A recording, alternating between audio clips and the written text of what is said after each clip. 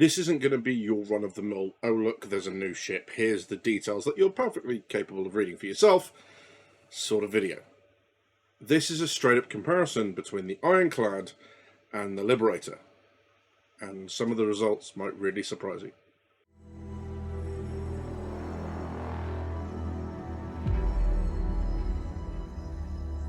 Some might consider this an unfair comparison because they'll point out that these ships are designed for different roles. You and I know that if a ship's good for a purpose, regardless of whether it was built for it or not, it'll get used for that. And that's why I want to take a look at both the Ironclad and the Ironclad Assault up against the Liberator, because both of them have very strong things to say about Anvil's light carrier. Now, we'll have a quick look at the components. Just bear in mind, there is a component rework coming, so a lot of this is likely to change. So let's talk about the Liberator first, and I'm going to come to the tag of light carrier in just a moment. Here's what it does and what it does well. It's a shipping ship. It takes ships and vehicles and moves them from A to B with an extended range and with a very small crew. It has 3 ship pads on it. The front one takes extra small vehicles like the MPUV. The top ones will also take something like a Sabre or a Prospector. Internally, it has 2 vehicle bays for things up to the size of the Spartan or a Nova tank.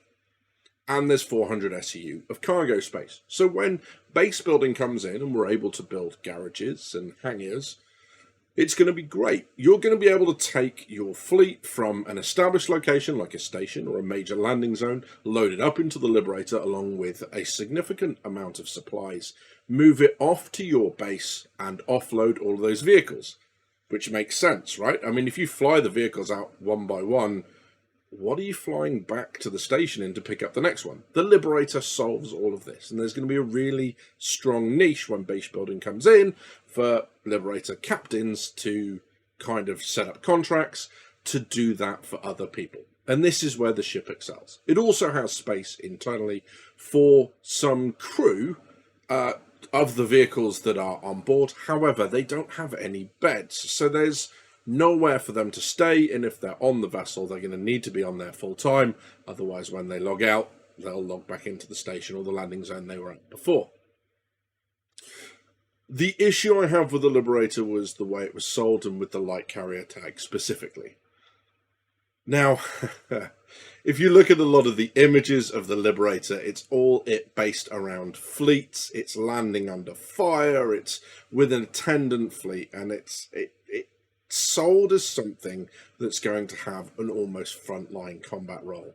And just by looking at it, we can tell this isn't the case. Now, there's a couple of details here that we need to delve into with the Liberator before I kind of sum up why I have a problem with the ship at all.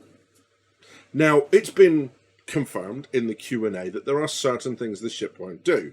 For example, it can repair, rearm, refuel, but no better than any other ship that can carry. In other words, you'll be doing it manually with whatever repair guns you can carry on your person. It will be manual refueling, and if you're rearming it, well, that'll be done hydraulically as well.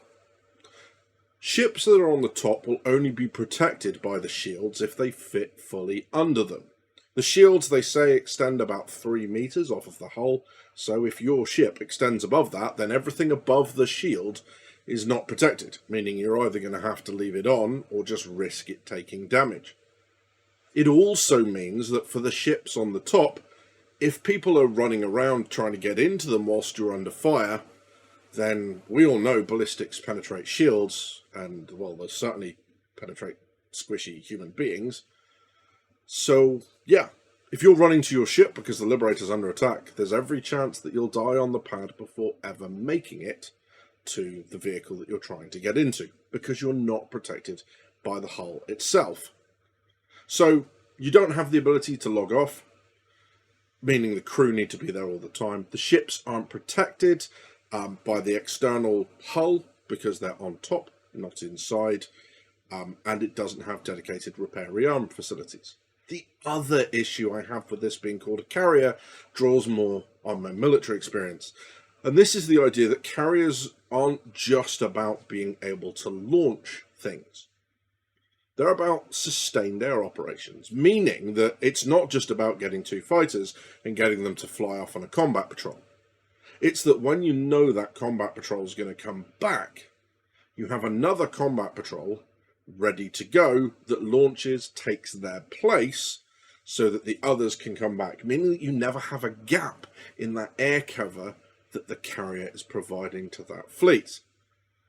And you could argue that the Liberator, without any actual operations, could kind of do that. It has those 2 spots, so your 2 sabers take off, fly off, and 2 come back and are manually repaired, rearmed, refueled before they launch again. And that's great until you get into actual combat, because the speed at which you can repair and refuel those ships is as quick as you can move manually. So if those 2 fighters that you've just launched get into combat and need to come back very quickly, now you've got a bottleneck because you're not yet ready to receive them, because there's nothing on board helping you get those fighters ready faster. And this is where the Liberator starts to fall over as a carrier. You can't have a crew on board that can log out and log in at will for those ships. Sure, they can for the Liberator, but it doesn't quite work like that for the crews of the fighters or whatever ships you've got on board, meaning they have to be on board all the time, and that's a lot of people for this ship. Just logs in just in case they're needed. In summary then, the Liberator has 3 roles that we'll look at. The first is the one I think it's really good at. It's the shipping ship. It's taking your vehicles, your ships, and your supplies to your homestead, to the base that you've just built, to relocate them from a station or landing zone to your hangars and garages that are now there. There's the second role of being a light carrier, operating in support of a fleet and combat operations. There's also the third role of an assault lander. Now that's not as daft as it sounds. It has 16 jump seats in the front port side, meaning that you can take a detachment of Marines as well as the tanks on board. And as for those tanks, you can have not only the 2 that are in the garage, you could replace the ships with further tanks.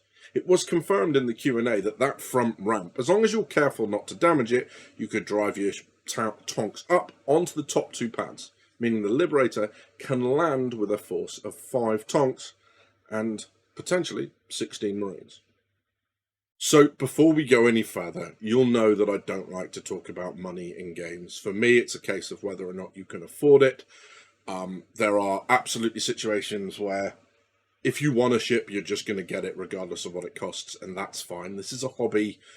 It's not anything other than that. And as long as you can afford it without living on beans on toast for the rest of the month, then you fill your boots. It is absolutely about desire. I don't like talking about value. That being said, it's impossible to make this comparison without at least referencing the money involved in the Ironclad and the Liberator. Now, at the moment, bearing in mind that the Ironclad prices are about to change again, they've just gone up about $10, but you're looking at $540 for the Ironclad base, $642 for the Ironclad Assault, versus $690 for the Liberator, meaning at the moment, until the concept sale goes away, the Liberator is the more expensive version. And for me, that's the problem. I don't think it does things as well as the other 2, and yet it's more expensive. So, having completely contradicted myself, let's now take a look at the Ironclad and the Ironclad Assault.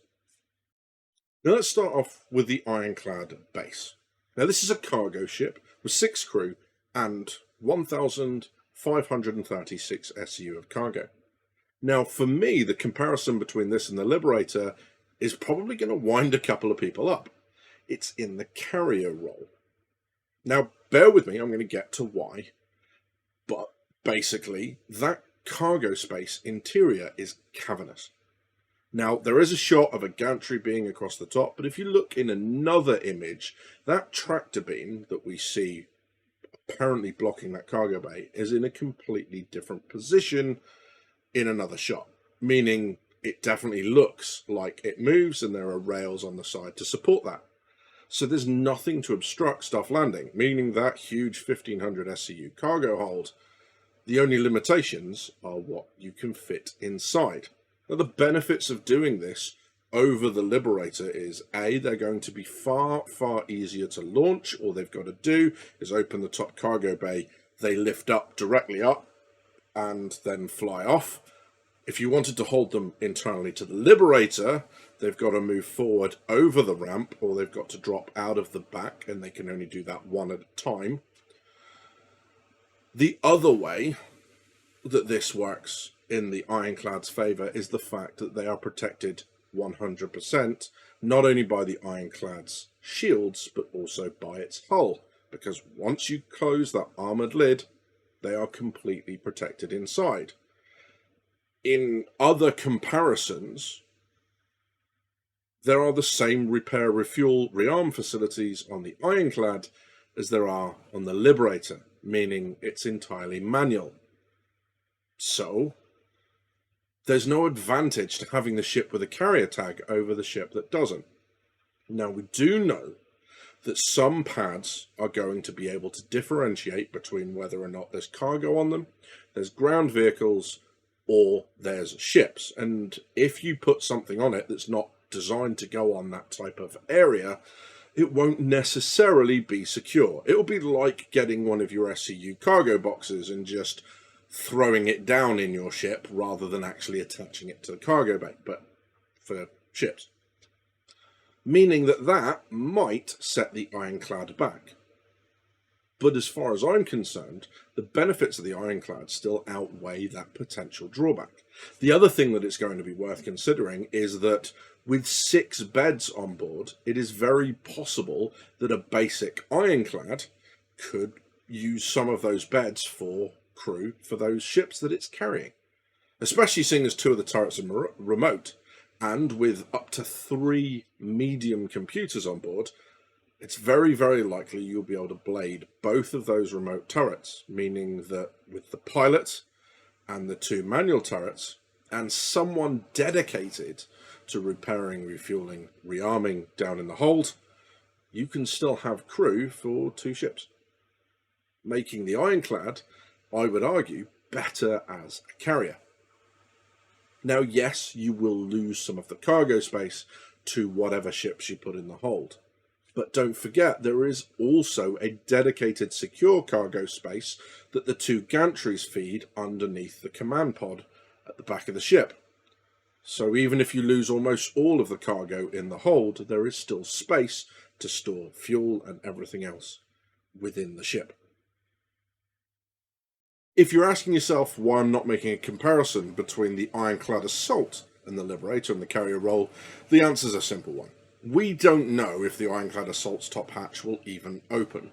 In fact, it's the top question on the Q&A thread for the Ironclad on Spectrum, which CIG will answer on Friday. Until then, I'm going to assume that it doesn't, purely because it makes the Ironclad Assault a better light carrier than the ship they actually want to be, the light carrier. Where there does make sense to be a comparison is in that drop roll, bringing vehicles and troops into or near a combat zone. They can carry the same amount of tonks, assuming that the assault variant can put one into its repair bay and safely transport it. The Liberator has 16 jump seats. The Ironclad Assault has 34, over double. And then we get to the guns. Now here's something very interesting that I've noted on the Ironclad Assault. It talks about 7 turrets, and there are 7 turrets listed.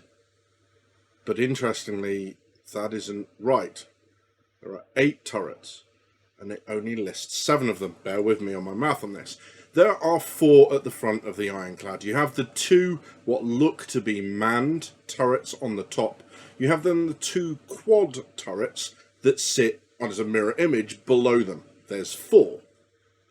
You have, once again, the 2 remote turrets that sit either side of the command deck just behind them. That's 6. And there's this turret that sits below on the centre line, which I'm assuming is that quad size 5 manned. There's 7. Now, The information that they've released here only lists 7 as well, but you'll notice that that bottom one is talking about an interior remote turret, which we clearly shouldn't be able to see when the ship's closed up, so we can't see its interior. CIG have gotten their mouth wrong. That said, regardless of whether it is actually 7 or 6 or 8, whatever, it is clearly outgunning the Liberator in this role. It has, for example, only 1 size 5 manned turret, 2 point defense turrets, as well as a smattering of missiles to be confirmed, which the Ironclad also has. So as far as opposed landings go, the Ironclad is looking the better choice, especially seeing as every vehicle that it carries is protected. Now there is a drawback in this comparison, and that is because the Liberator has both front and rear access. If you end up facing one way and to open that way would open you up to fire, then you can just use the other exit. The Ironclad doesn't have that option. It's mitigated by the fact that either side of that one entrance and exit, there are a ridiculous number of guns able to suppress or destroy whatever the threat is. As far as I'm concerned, in this comparison, the Ironclad Assault has come out on top. Now that's not to say that the Liberator isn't without merit. I'm not saying that at all. One of the things it has in its favour is in the Q&A, they confirmed that extreme long range wasn't just marketing fluff, it meant that it had a longer range compared to other large ships, of which the Ironclad and the Ironclad Assault are 2 examples. So you're going to have a longer range with the Liberator, meaning either more distance, or you can opt to go a shorter distance much faster. The Liberator now is at less risk of being interdicted simply because it can get in and out faster than the Ironclad brethren can. There's also the issue here that you have dedicated cargo and vehicle areas. So whilst they might not be more protected, one of the benefits of having the Liberator is that regardless of how many vehicles you cram onto it, as long as you're not putting them in the cargo bay, you're not sacrificing that cargo space. Whereas with the Ironclad Assault, and to a slightly lesser extent because of that secure cargo area, the Ironclad, the majority speaking, the more vehicles you put in, the less cargo space you're going to be able to provide. It's an either or, not a both, as with the Liberator. As a shipping ship, the Liberator still comes out on top. It beats the Ironclad for precisely those reasons. It can go further, it's not an either vehicles or cargo situation, and you can do so with far less crew. And crew's an important point as well. There are people out there who simply can't reliably get 6 people together to game all of the time. Meaning that if there's only 2 of you, the Liberator is just a clear choice. It's irrespective of everything else. You just don't have the crew to need what you're doing, and that's a completely valid argument in the Liberator's favour. However, if that's not the case, I would 100% argue that the Ironclad does a better job of being a light carrier than the light carrier Liberator does, and that the Ironclad Assault does a better job of landing tanks and vehicles under fire and supporting them. An important point to note here is, even with a Liberator, if you wanted the same capability to carry the same number of troops and to land the same number of vehicles and to be able to repair, rearm, refuel them, you were talking something along the lines of an M2 and a Valkyrie for the troops and a Vulcan for the repair and rearm capability. Now, finally, we have one ship that does all of those, as I mentioned in my last video. The flip side for the Liberator, and this is something that's quite hard to get around, is that for the same crew as an Ironclad or an Ironclad Assault, you're bringing 3 Liberators. And real crew cost is something that as bigger ships and more multi-crew ships come into the game, it's really, really hard to start to ignore that factor. And 3 Liberators, all bringing 5 Tonks, or all bringing their vehicles, is a much scarier prospect than 1 Ironclad Assault or 1 Ironclad. I'm sure I don't need to invite you into the comments if you're not liking what I'm saying, or if you are, I'm sure you guys are already at it and there are comments already before you even got this far. Just make sure they're respectful. Now, I stream every Sunday from 9 till 11 UK time, and I'd love to hear your thoughts on the Ironclad, what's going on in the game at any point. Just come, chill out, you can like, you can comment. Got a really good community building, and I'd love for you guys to come and be part of it. You've been watching Drinkers with Gaming Problems. Thank you very much for stopping by. See you soon.